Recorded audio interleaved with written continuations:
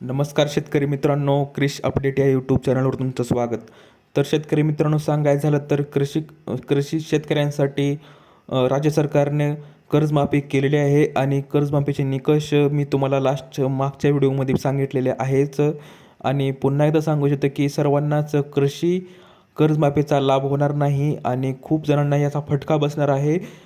12.71 लाख शेतकऱ्यांना फटका बसणार आहे असं जवळजवळ सध्या तरी माहिती येत आहे. तर शेतकरी मित्रांनो, तुम्ही जर तुमचं लोन असेल बँकेत आणि तुमचं लोन माफ होणार की नाही, तुम्ही त्या चौकटीत बसणार की नाही, याविषयी सर्व माहिती आपण या व्हिडिओमध्ये पाहणार आहोत. तर माहिती पाहण्याच्या अगोदर तुम्ही जर पहिल्यांदा चॅनलवर आला असता तर चॅनलला सबस्क्राईब करायला विसरू नका.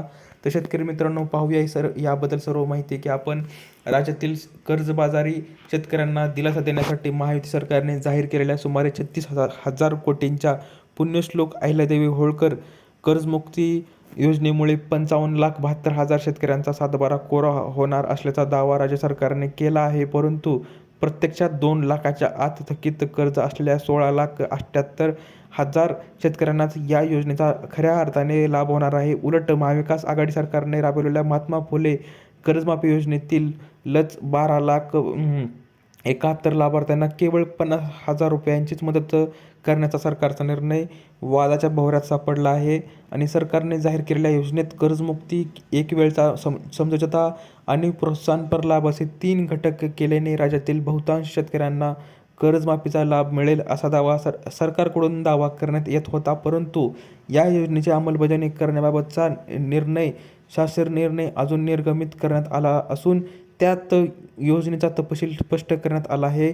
या योजनेनुसार 2 लाखांपेक्षा मुद्दल व व्याज कमी कर्ज असलेल्या शेतकऱ्यांचे संपूर्ण कर्ज माफ होणार आहे. आणि याचाच अर्थ 2 लाखांपेक्षा कमी कर्ज असलेले 16,78,000 शेतकरी पूर्णपणे कर्जमुक्त होणार आहेत. तर भेदभाव का? महात्मा फुले योजनेतील लाभार्थ्यावर अन्याय झालेला आहे. 2019मध्ये काँग्रेस, राष्ट्रवादी, शिवसेना, महाविकास आघाडी सरकारने शेतकऱ्यांसाठी महात्मा फुले कर्जमाफी योजना जाहीर केली होती आणि या योजनेचा लाभ घेतलेल्या शेतकऱ्यांना आता केवळ 50,000 रुपयांचीच मदत देण्याचा राज्य सरकारने निर्णय वादात सापडला आहे.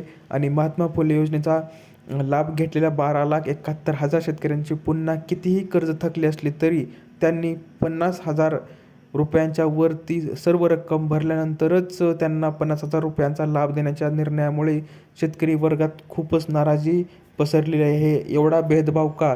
तर मुख्यमंत्री देवेंद्र फडणवीस यांच्या सरकारने 2014मध्ये शेतकऱ्यांना कर्जमाफी देण्यात आली होती आणि त्या शेतकऱ्यांना 2019च्या कर्जमाफीचा लाभ देण्यात आला.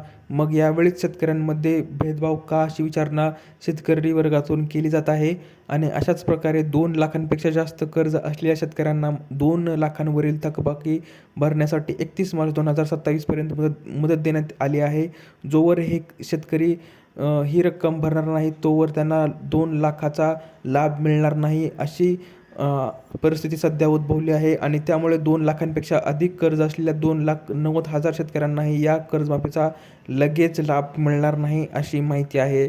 तर शेतकरी मित्रांनो, दिलेली माहिती समजली असेल तर तुम्हाला व्हिडिओला लाईक करा, जास्तीत जास्त शेअर करा आणि चॅनलला सबस्क्राईब करायला विसरू नका. तर भेटूया पुढच्या व्हिडिओमध्ये असेच एक अपडेट घेऊन. तोपर्यंत धन्यवाद.